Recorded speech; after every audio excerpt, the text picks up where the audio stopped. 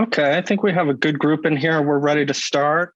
Everyone, welcome to the first webinar from the Saint Rock Haiti Foundation on the ground.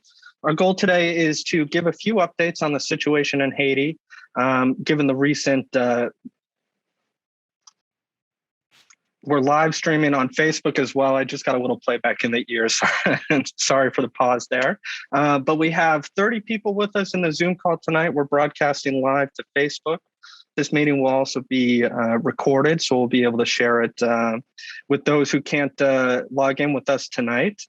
We have a really exciting evening. We have Omar Hernandez from Build Health International. He's their director of engineering.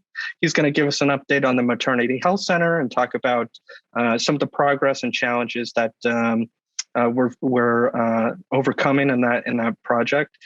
Jocelyn Bresnahan is going to update us on all things clinic and Haiti related. But before we get into all of that, we have a message from our Chief Medical Officer, Dr. Kenneth Loy, who couldn't join us live tonight just because of technical issues, but he prepared recorded remarks. And I can go ahead and start sharing that with everybody now. We have now more than 3 months with a gas program. And what we can say now, it's that situation that affects many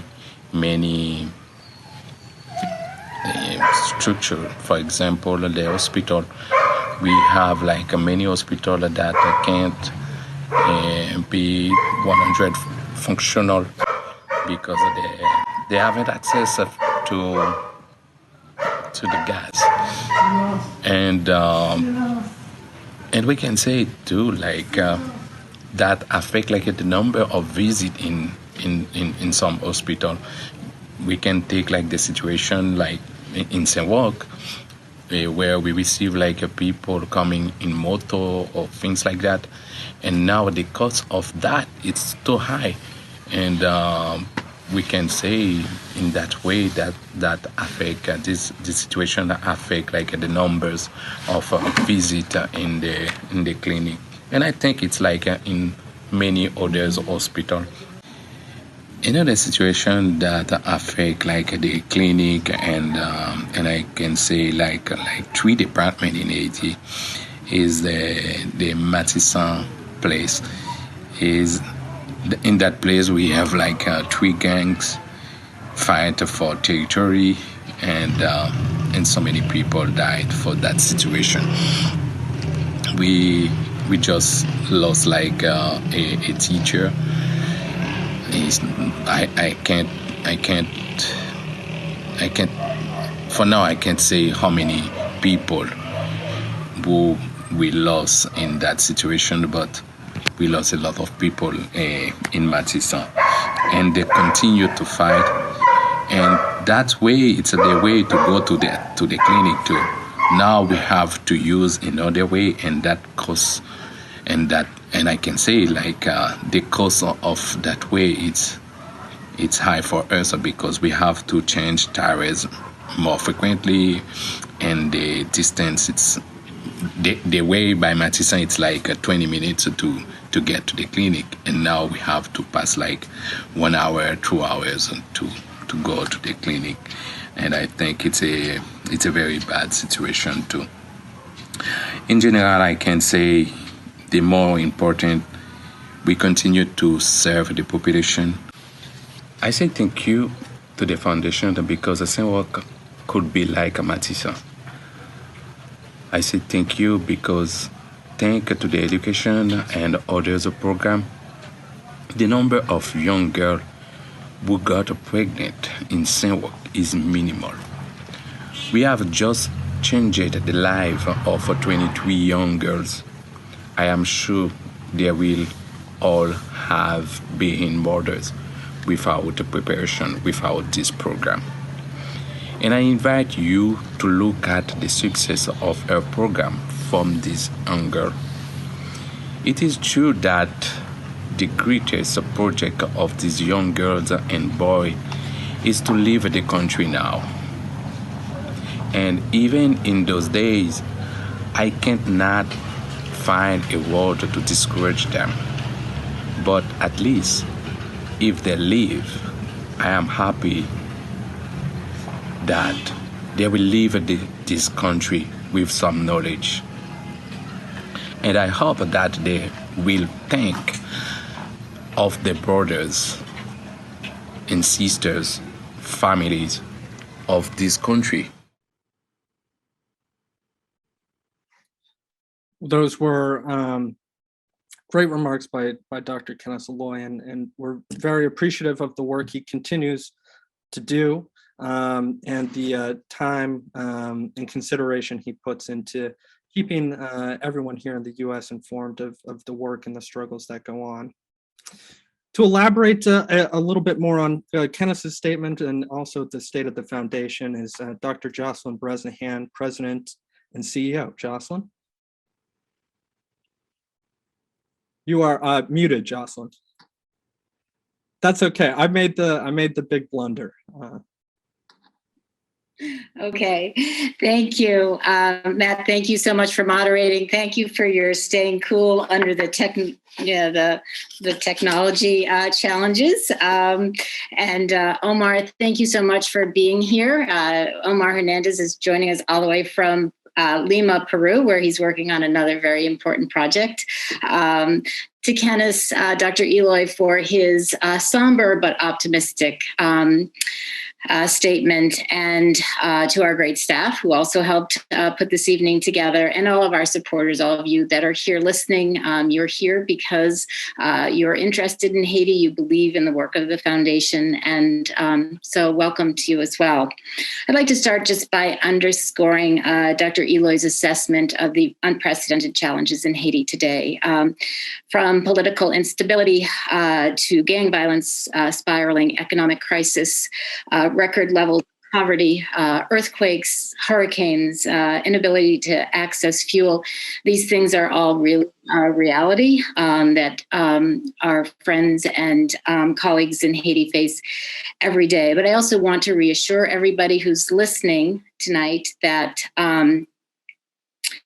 really the strength of our organization is facing these challenges. And we do that through solidarity in leadership with both our staff, commitments from our partners, both our international and our domestic partners, and the ongoing generosity of all of our donors. So thank you. I thought it might be helpful to spend just a couple of minutes updating you on all of our programs prior to turning over to Omar. And I thought I would start with education because it is a very important initiative. Dr. Eloy touched on that.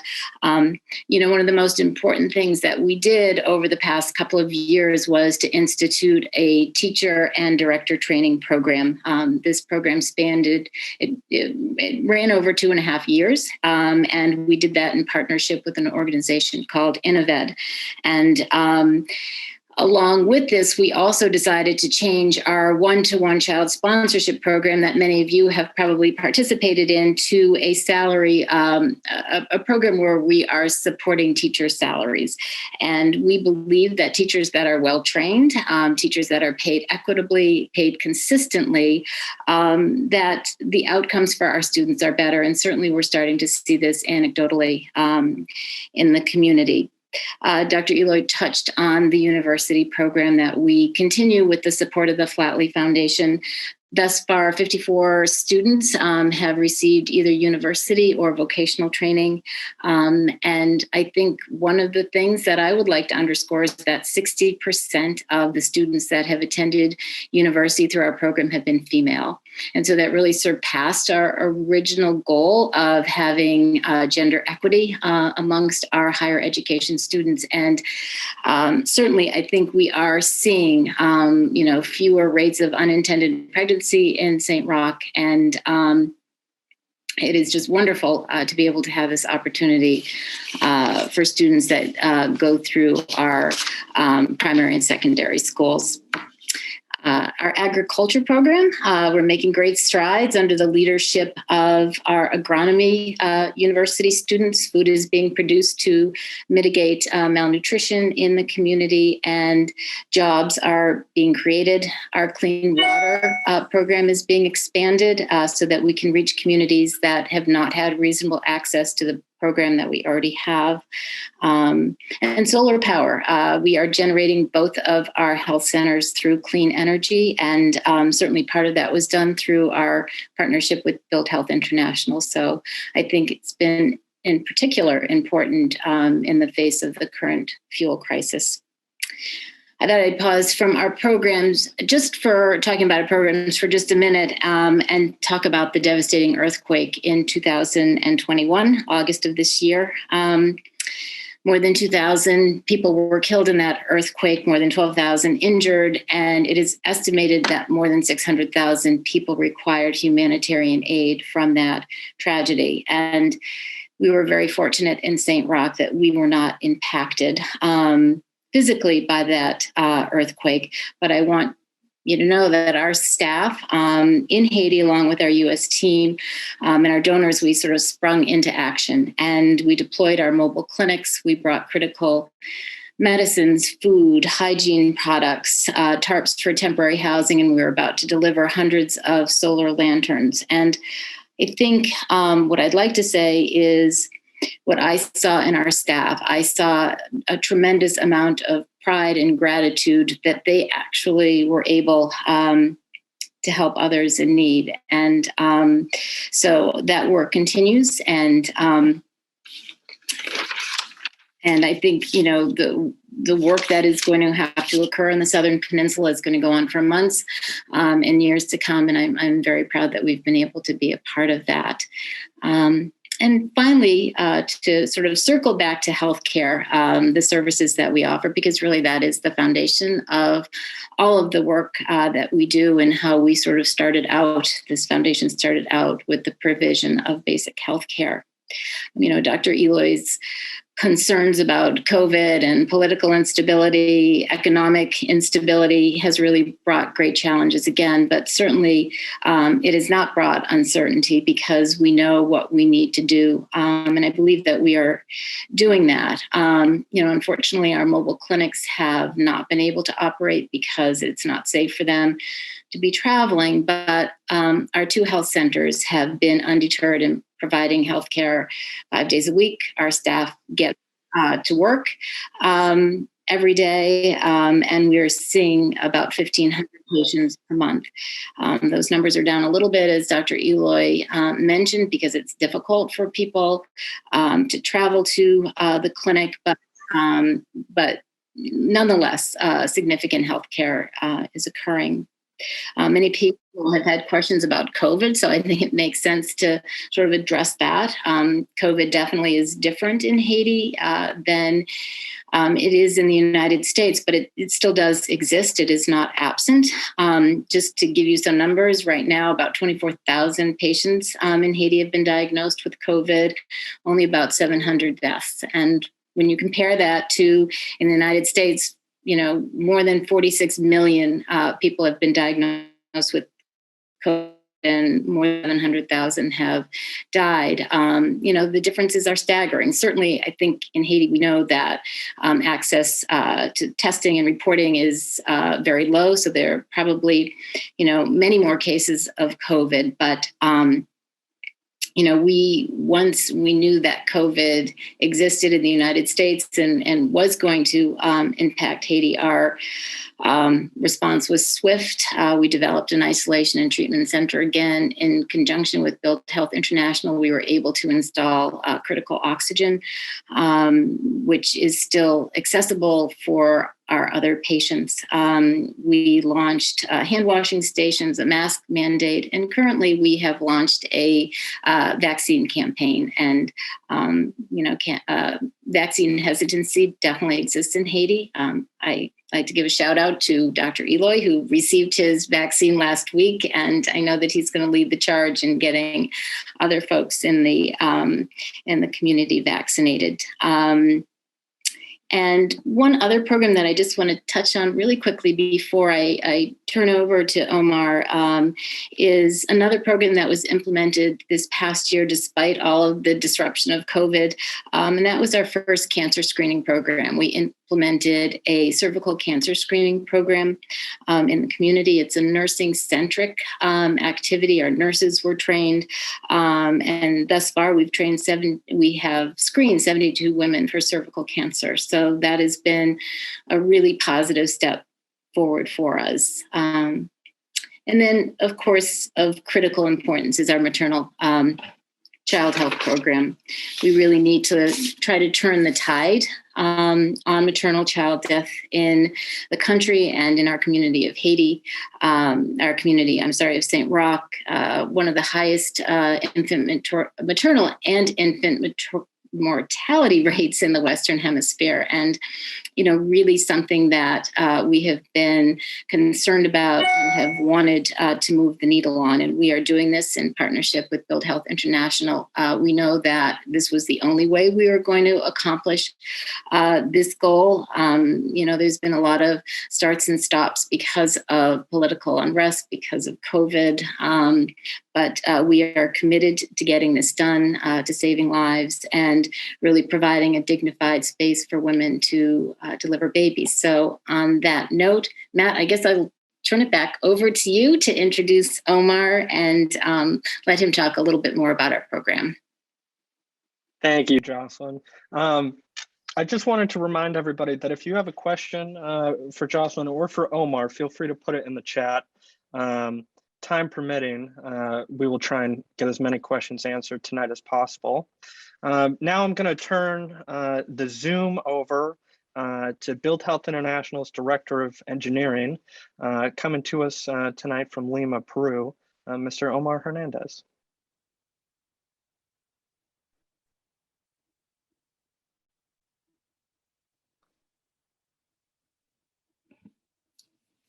Omar, if you're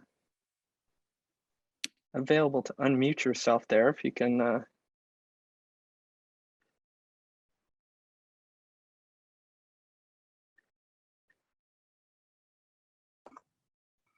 Thank you, Matt. No problem. I'm sorry, I wasn't able to unmute, but thank you, Jocelyn, for the introduction and for the update on Haiti in the program of Saint Rock. I'm very excited to share some of my experience with all the people present in this webinar, and I am also very excited also to work along with Saint Rock Haiti Foundation for many years so far. I want to start that I met Jocelyn, just a little bit of background. I met Jocelyn in the Saint Rock Foundation 5-6 years ago, or something like that, in Beverly, Massachusetts, in Build Health International office. And Jim Ansara, the founder of BHI, and I had a meeting with Jocelyn. And that meeting, I remember she came to us just to show us the land and the idea of this wonderful program to be built in Dikini in Haiti. At that time, Jim and I, after Jocelyn left, we said, "Wow, this is a partner that we really want to work with." The impact, the impact that this organization is going to create in Haiti, and not just in the community, but also in Haiti in general, is going to be huge. It's going to be tremendous. BHI is working with so many organizations in the whole country, but we really believe that in every organization that we work, we are adding more to improve the healthcare system of the country, which is very needed in Haiti. Haiti, as many of you know, or probably some of you also doesn't know, Haiti has many challenges in terms of the healthcare system. But with Saint Rock, with the maternity center, is creating a significant impact, and BHI is committed to make this dream come true. If we talk about the maternity center, where we are right now, like I said, we've been working with Jocelyn since 5 years, and we have some go and stop, like Jocelyn was describing. We are at the point right now that the design of the building is completed. And unfortunately, due to the situation in Haiti, we've been updating constantly the construction budget because every week, every month, everything change. And we've been working with the organization, to make sure we can make this project successful and in that environment. We have weekly meetings monitoring the situation with the organization. Like I said before, we've been working with, we're working with so many other organizations. We have a lot of knowledge of all over Haiti, but we have a goal to start this project at the beginning of next year. And we're every week, basically, we are discussing how we are in terms of if we can start this project in January, if we have to delay this project. We have a huge hope that the situation is going to get better, it's going to improve, and we're going to be able to break ground early next year. It's not because that's our dream, it's because it's really needed in Haiti. And like Jocelyn was describing, women's and babies really need a place like this to have adequate health care. And it's not fair. We can't give up. We need really to do the best we can to make this happen. And between Saint Rock and BHI, we're doing as much as we can during the political and social situation of Haiti, doing everything possible to make this possible for the community and for the country. The situation in Haiti is critical, and in terms of shipping and procurement, it's a challenge. Most of the material in Haiti are complicated to get. Most of the suppliers are closed. Some of the suppliers, construction suppliers, they open only 1, 2 days, 3 days a week, and that makes things even more complicated to get local material. And shipping a construction material from other places is a challenge, not because the process of shipping it to Haiti, it's also the process of mobilizing the material from the port to the final destination due to the situation in Haiti. The situation has created so many insecurity, instability, and mistrust as well.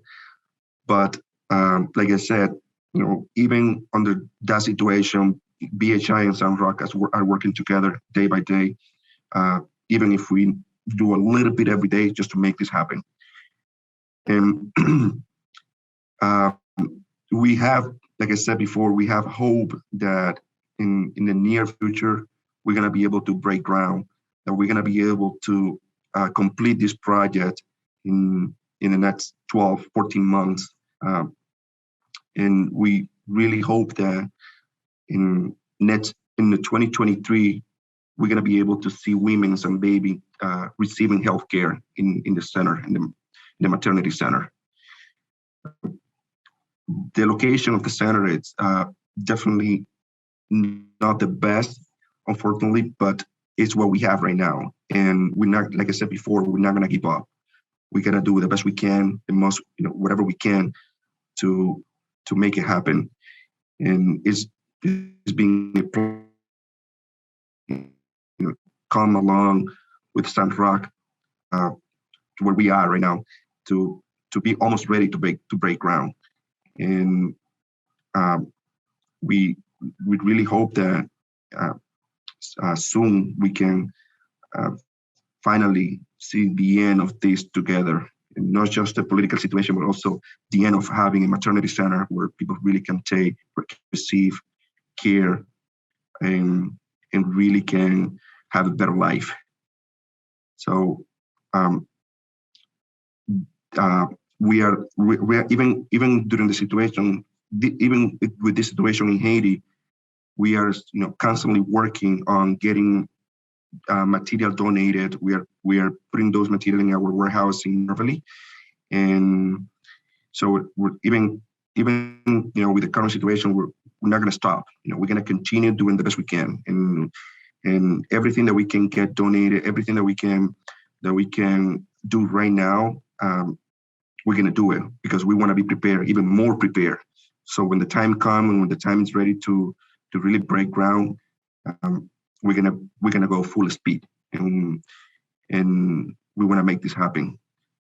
So I just want to say thank you to Saint Rock. I want to say thank you to all the people here in this webinar, and I'm open to questions and anything. Thank you so much. Thank you very much, Omar. I really appreciate you joining us tonight. I think it's probably safe to say we can roll right into the question and answer portion of the evening. We had some people send in questions online previous to the event, and if a question comes up again, please feel free to put it in the chat. Omar, I'll start with you since we're on the subject of building. Could you describe the supply chain of getting building material to Haiti? And can you talk about the status of how it is now currently versus what it would have been like previous to the past 18 months? Yes, of course. Thank you, Matt. So it is very complicated right now to move material around the country, and not just specifically in the area of Marisan, where Dr. Eloy and Jocelyn were talking. It's everywhere. It's just the instability of the country has created that supplier cannot get material from other part of the world. And like I said before, suppliers right now are afraid to have their door open. They are, many suppliers that we work with for many, many years, they are only opening the door for 1, 2, in some cases, some week, 3 days a week. So it is really complicated to get local material. And also, like I said, we have the opportunity to import material to the country. That's definitely a possibility. But if we talk about a building, if we talk about a construction, it is impossible for us to import cement, rebar, block, those kind of things. We can import a lot of things, but we really need to get those material locally. But even if we get whatever we can get from other countries, and like I was saying before, it is very, very hard to mobilize those materials from port to the construction site because the gangs and the social and political situation of the country. And we understand, we're clear that this project is really important and it's our dream to make it true, but also we also believe that the safety and the security of every human being is even more important. And we are taking that into consideration. And again, we're not gonna give up. We are monitoring the situation every week. We have a meeting every week with the whole team to evaluate the situation. But when we feel safe, secure that we can proceed, we're gonna do it. But it definitely has a huge impact in terms of supply chain. Thank you, Omar. I really appreciate it. Jocelyn, we'll switch gears a little bit since Omar touched on the difficulty of moving material through Martesant, but also the rest of the country. We had a member write into our question form, and they'd like to know how the Saint Rock community has been impacted by the increased gang violence outside of the area. And what level of concern do you have that such impacts will increase and come closer to home going forward? Thank you, Matt. That is a great question. So I would say, number one, the violence in the country, in particular in the urban centers. Martesant is unfortunately an area relatively close to us. I think one of the first things that it creates is isolation, that people feel that movement from the more rural areas into the city where many of our community members go to, buy their food for the week, attend school for some of our university students, go to visit family outside of the urban, outside of the more rural areas. That has become very difficult. So that's sort of one aspect of it. I think to sort of touch on what Omar was saying about, safety of our staff, whether it's staff and volunteers moving from the U.S. Over to Haiti to do work, or our staff that works in the clinic and helps run our programs. A lot of our staff does come from Port-au-Prince, and they have to travel across the city. And I have to say that I'm incredibly proud of the dedication that our staff shows. They manage to get themselves to work, but we have certainly put a very pointed plan in place to make sure that our staff gets to work safely. It sometimes requires staff traveling for 2 hours to get to work, as opposed to perhaps a half an hour. We also have made provisions at our current health center that has dormitory space, really encouraging any staff that can stay, that does not need to go home to family or children, that they actually stay, and we provide, housing and food for them. I think part of the question was also, how concerned are we that the violence will sort of migrate up towards what has always been a very peaceful grouping of communities? It absolutely is a concern. And I think it's going to require us to be very careful with how we bring building supplies, and up to, not only because it's more challenging to drive through these areas, but we also want to minimize attention to the communities that we are serving. But again, we have very specific sort of plans to mitigate violence and to keep our staff safe. And thus far, we have been able to do that. And Jocelyn, while we still have you answering questions here, can you talk a little bit about the supply chain as it pertains to medical supplies, and how that has been impacted recently? Yeah, that has been challenging. A lot of that, unfortunately, it falls upon our staff and our communities, because we are waiting for supplies. But, the logistical challenges really fall on our partners, international and domestic, that we rely on supplies. For example, we work with an organization in the Netherlands called IMRAS, and that's where we get all of our medication from. Although they may be able to get the medication as far as the port, getting things through customs has been more challenging. And certainly having our staff need to drive to the port to go and pick up medications. And I would say that goes beyond medications, although that's, probably the most important thing that we tend to import. But so yes, there have definitely been supply chain logistical issues, and again, we do our best to mitigate, to stay safe, and to get the supplies that we need.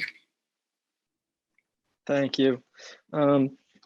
Omar, going back to the building, this has been a project long in the making. And I feel like through the challenges, we don't necessarily always get to talk about just how important the building itself would be. Can you talk a little bit about the structural design and functionality of the health center, and how it compares to other health centers BHI has built in the past?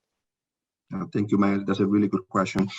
So first, we understand the challenges of building in Haiti, not just in terms of material, but also about the skill set of labor and capacity and capability as well. And BHI, what we do in BHI is we provide architectural engineering in Beverly, Massachusetts. We have a team dedicated, full-time team dedicated to specialize also in healthcare, not just in architecture, but also in mechanical, electrical, structural, in all the every component of a building, but 100% related with healthcare. What we typically do in low resource settings like Haiti is that we create a pattern where we basically design buildings very similar in terms that our labor can do things over and over. What I mean with this is that we've been working in Haiti for 2 years. So we've been training labor since 2010, 2011. So because we create a partner, they know what to do. They follow the drawings. They follow the procedure. And we fly volunteers to Haiti to teach them, new stuff, especially when things get complicated or things that we don't typically do. We fly volunteer to Haiti to help us.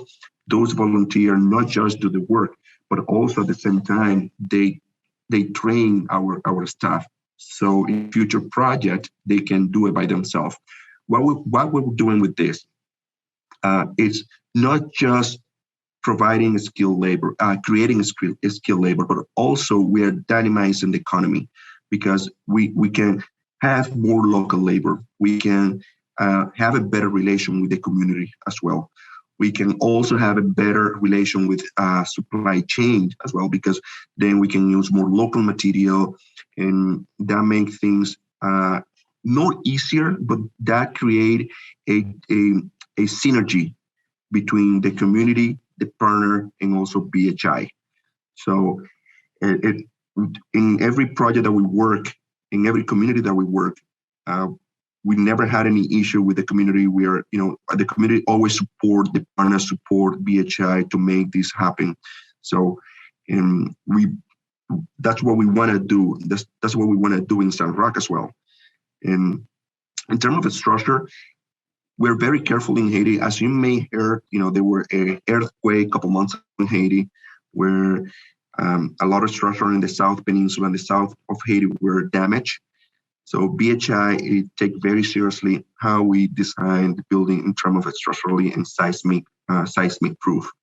And so far, since 2010 that we have been building in Haiti, we've been very lucky. None of our buildings have had any damage, not even a crack. And that is something that we feel very proud as well, because we're not just creating infrastructure for people to receive healthcare, but at the same time, in case of disaster, we are creating infrastructure where people can feel safe as well.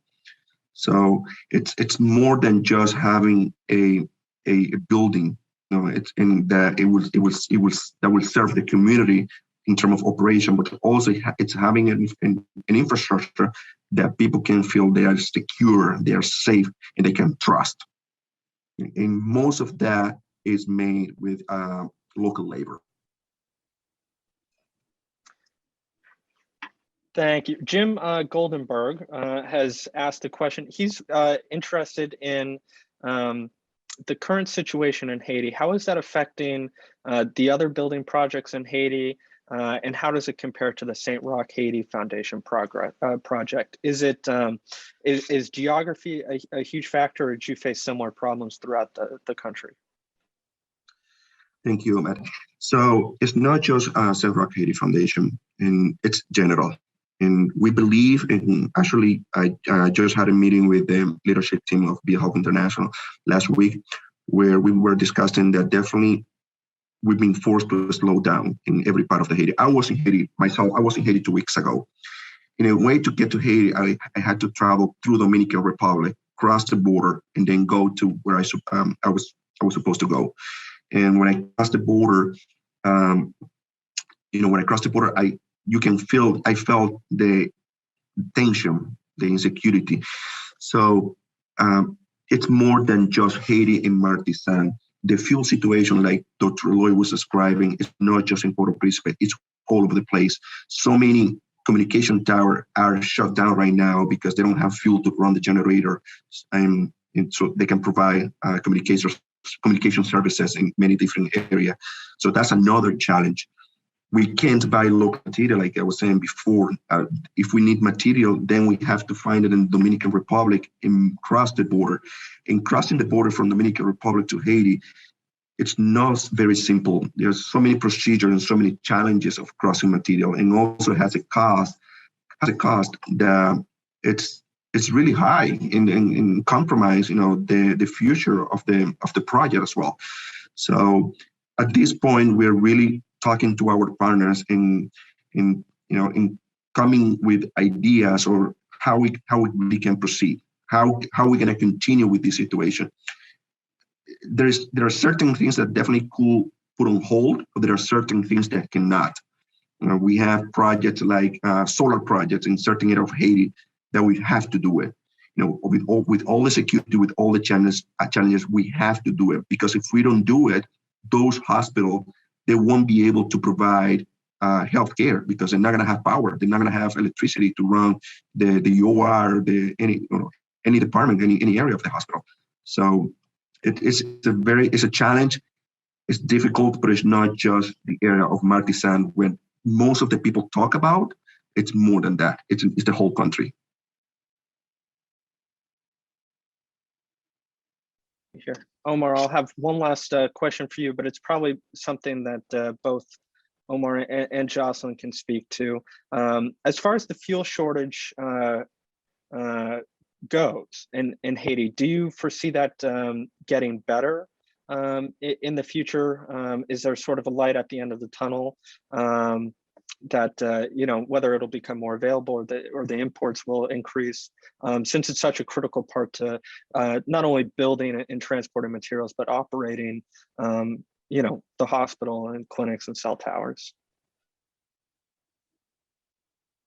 Do you want to take that, Omar? Do you want? Yes, sure. I think Omar, if you feel comfortable going first, and then I'll pass it to you, Jocelyn. Of course. Great. Yes. So that's a very important question, and it is complicated because unfortunately we don't know we don't know the future of where this is heading. I do believe that it's gonna be like that for a certain period of time, maybe a couple months, 3, 4, 5 months, maybe. But I do believe that definitely it's going to be a resolution, because if there is not a resolution of this situation, the country is going to collapse completely.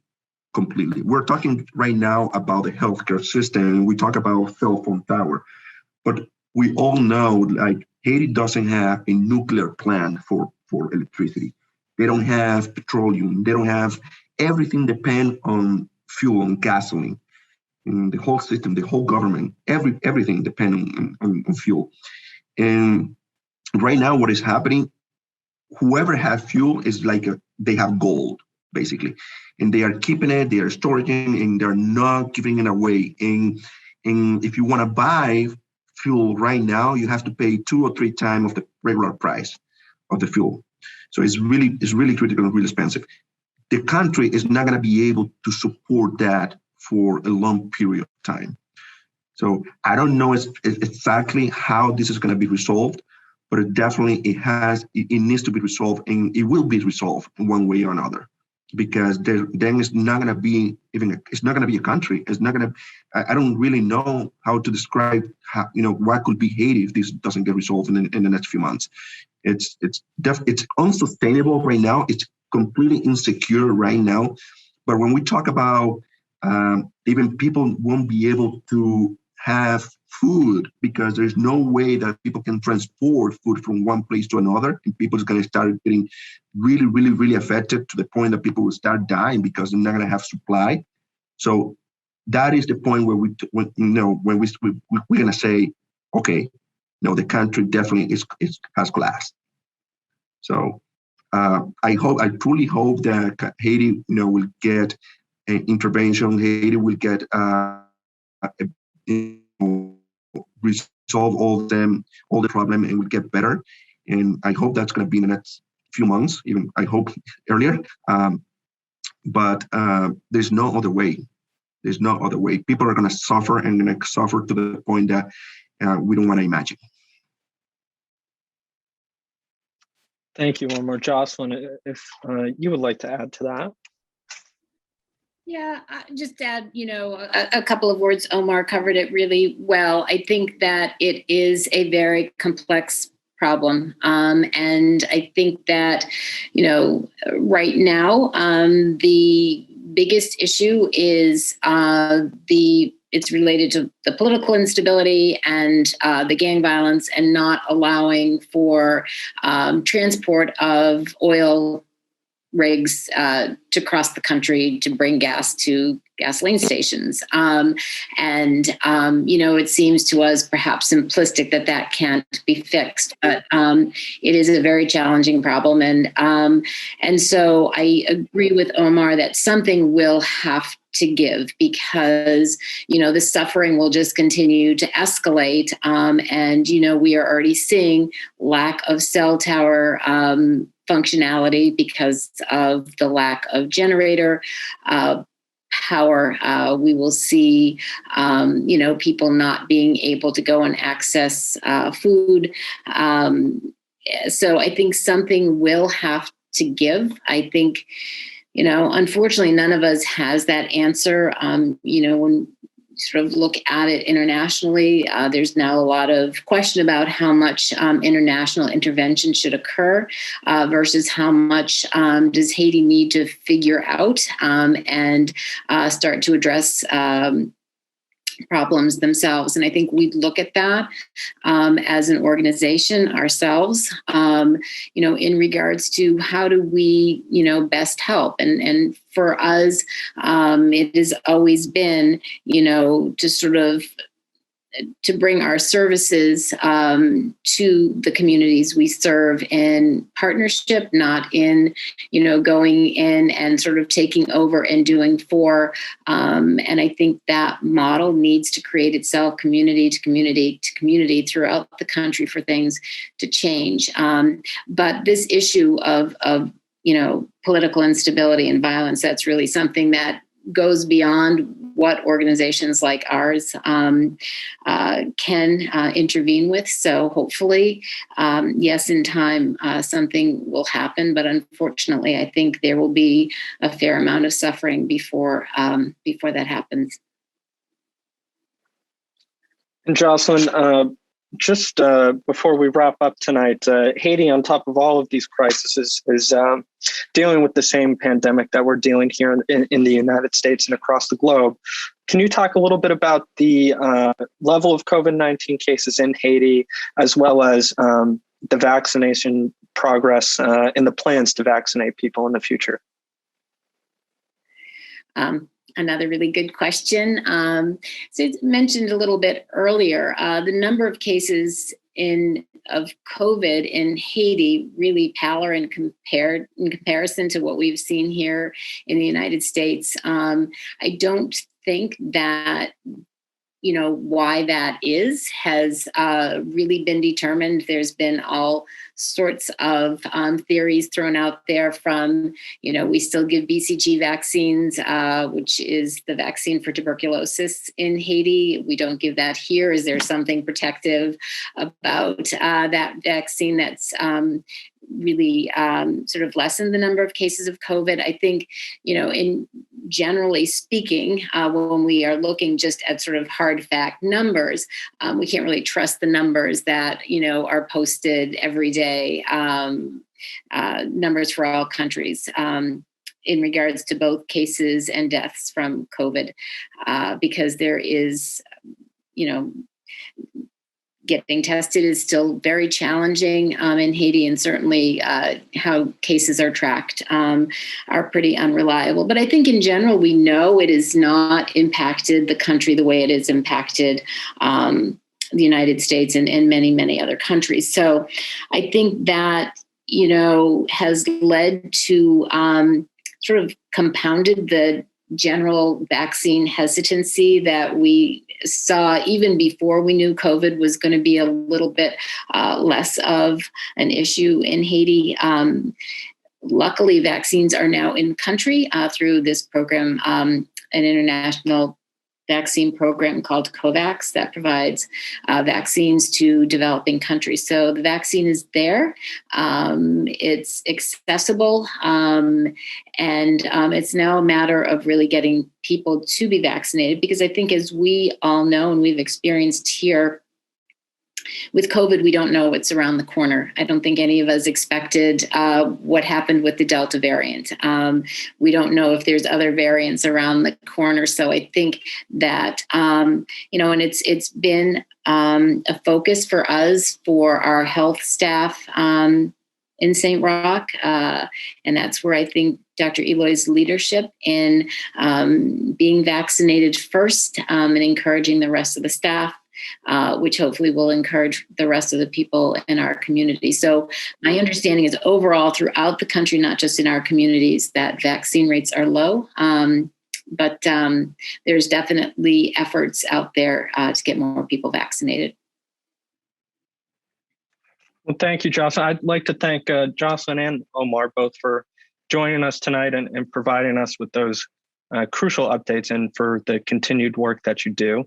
I'd like to thank everybody who agreed to join us here. At the height, we had 40 participants in the Zoom, and we're also live on Facebook. This meeting was recorded, so it'll be available soon on our social media channels and our YouTube. For those interested in getting more involved in the organization, we're on day 9 of our 25-day Hike to School fundraiser. If you visit saintrock.org, you can register to be a hiker and walk 10 miles, 20,000 steps, or 200 flights of stairs for us, or you can donate to support a hiker. All the money raised supports those education programs that both Jocelyn and Kenneth talked about in the 5 schools that we support. If you have any more questions, please email info@saintrockhaitifoundation.org, and we hope to see you next time. Thank you, Jocelyn. Thank you, Omar. Talk to you soon. Thank you, Omar. Thank you so much. Thank you, everybody. Thank you. Thank you. Bye.